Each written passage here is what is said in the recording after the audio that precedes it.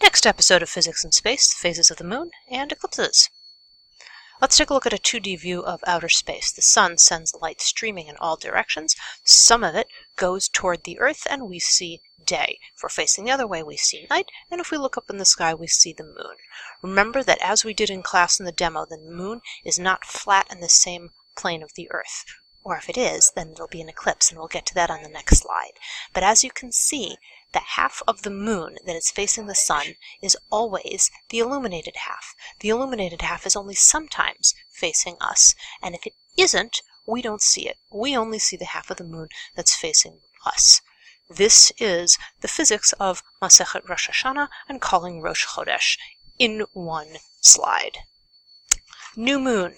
The moon is completely facing toward the sun and away from us. We see nothing. This isn't a tiny little sliver. This is literally the molad.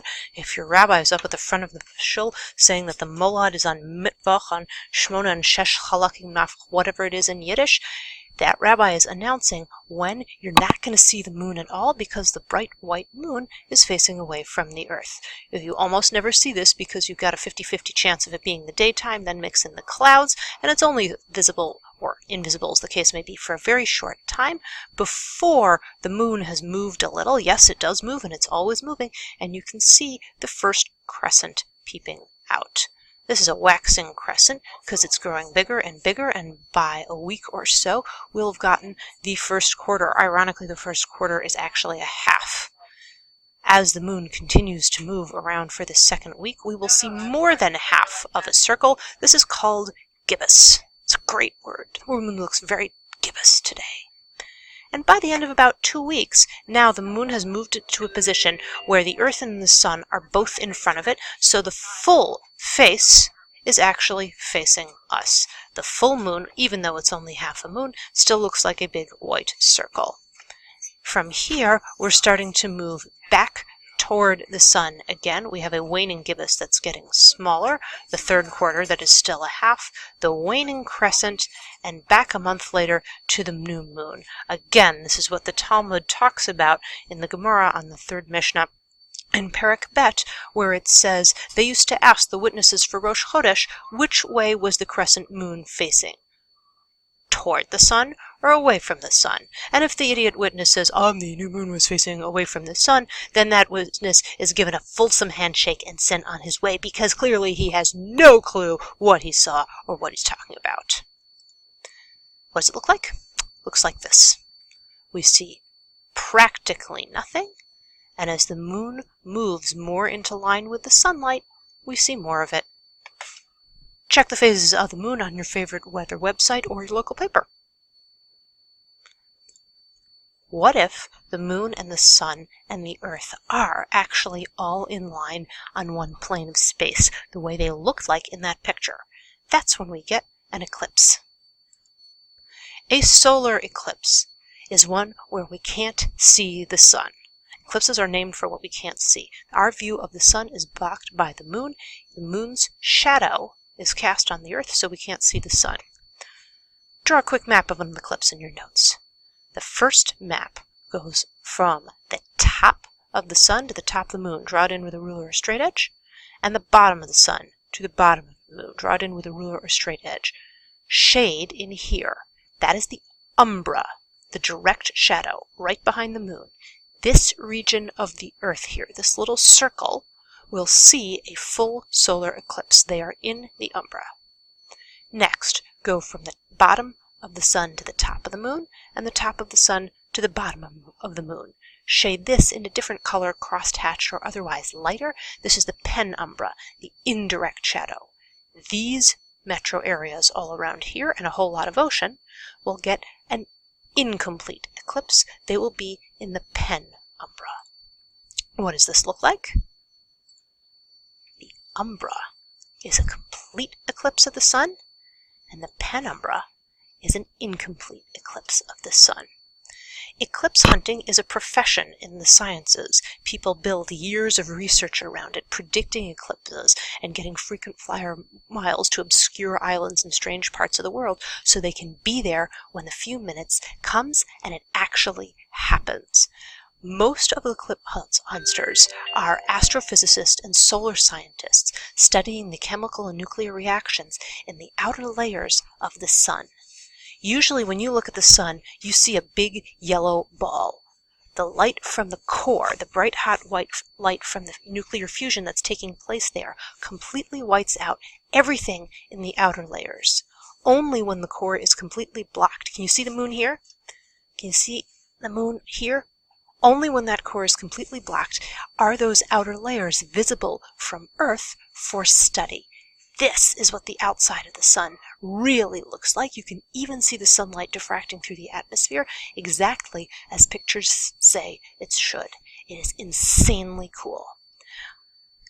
In my lifetime, we've had one very large penumbra pass through. Two smaller ones, one of which was a cloudy day. It was kind of anticlimactic, but I have never been in the umbra. As you saw from your picture, the umbra is a very small area of the Earth. I've been right at the edge of the umbra. In high school, glory be, when I was in honors physics class. It was about 9 in the morning on a beautiful spring day, and all our classes were canceled. So all 3,000 of us at New Trier could go out and observe this practically once in a lifetime solar eclipse. We went out there on a beautiful spring morning at 9 a.m. and it was cold. The temperature had dropped like 10 or 15 degrees since we went into the school that morning, and it was only 9 o'clock, and it was dark. It was like this dark at 9 in the morning. It was freaky. We were told not to look directly at the sun. Usually, nobody has to be told this because if you look at the sun, your eyes start to water after a few seconds, and basic survival of the fittest instinct makes you look away before the UV rays do permanent damage to your eyes. However, when the sun's core has been blocked out by an eclipse, you're perfectly capable of looking at it because it's not that bright. But guess what? Those outer layers in the corona, they have plenty of UV rays, and you can permanently damage your eyes if you look directly at a solar eclipse, so don't. They handed out sunglasses for those of us who could not resist the temptation, and better still, they told us to take notebook paper and poke holes in it with our pencils, look down at the shadows on the grass, cross our hands, wiggle our fingers, and look at the shadows made by the crosshatches in our fingers.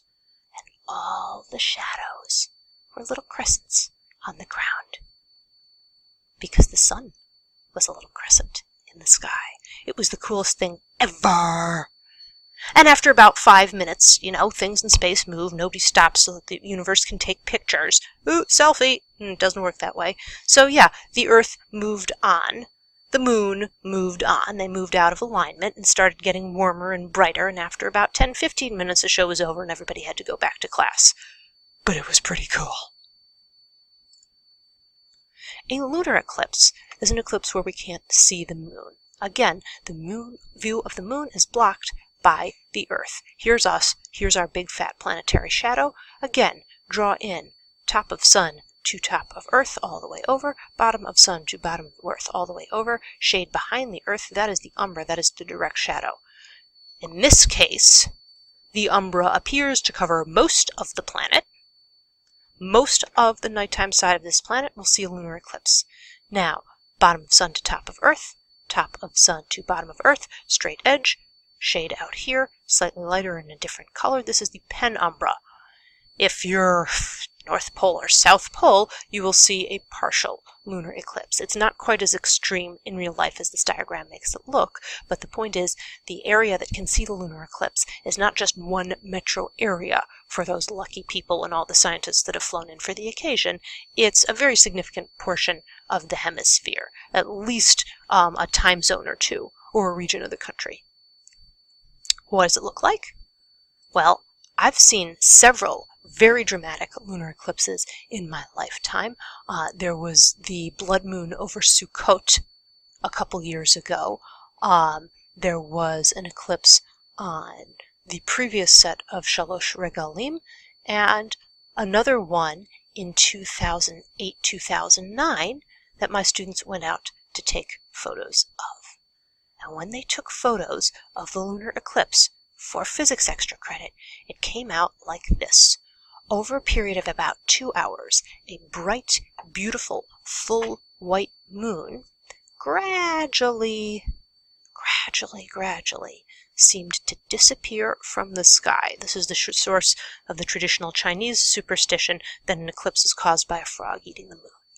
And then, for about 15 minutes in the middle, the moon completely disappeared and was replaced. It was replaced by this creepy red-orange moon. Much a different color, and even a different size a little bit than the moon we saw before. Then at the first sliver of white moonlight, the red one disappears, and over an hour, the white moon gradually reappears. What's going on here? And why is it that we don't see the blood moon when we're in the penumbra like this? Can you see the Earth's shadow blocking some of the white moonlight? Next unit, we are going to learn about waves, light, and sound, and we're going to learn about refraction. We are currently under the misapprehension that light travels in straight lines. Well, most light travels in straight lines most of the time, but some of it refracts. Some of it bends through thick paths of something as it goes from one medium, like outer space, to another, like the thick air of Earth's atmosphere.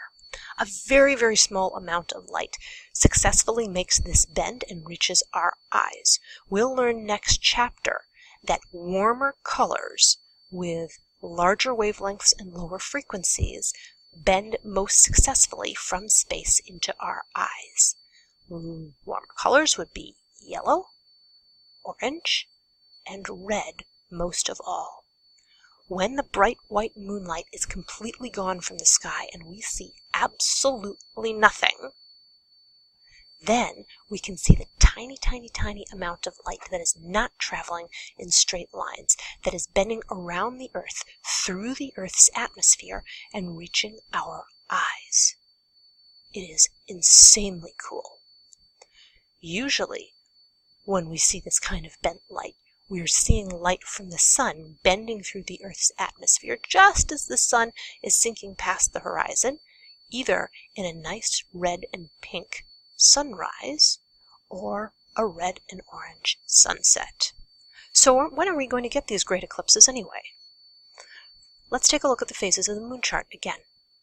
Over here is the only opportunity the moon has to block the sun from the Earth. There are only 12 times a year we could have a solar eclipse on any one part of the Earth, and those are the new moons. It has to be a new moon, otherwise it won't be in the way of the sun. Now, of those 12 times a year, how many of them have the moon exactly here, as opposed to behind your screen or in front of it where your nose is? Then ask yourself, is it daytime? Is it the right metro area for the umbra? And son of a gun, was it going to be cloudy? Where can the Earth block the moon in a lunar eclipse? Again, take a look at the picture. Only 12 times a year. Lunar eclipses can only happen during a full moon. That's why they're so spectacular. You had a huge bright white moon that disappeared over the course of an hour, reappeared in the strangest color you ever did see, and then proceeded to disappear and reappear as a bright white moon. Again, you got to be on the nighttime side, and it's got to be a beautiful, clear night for eclipse hunting.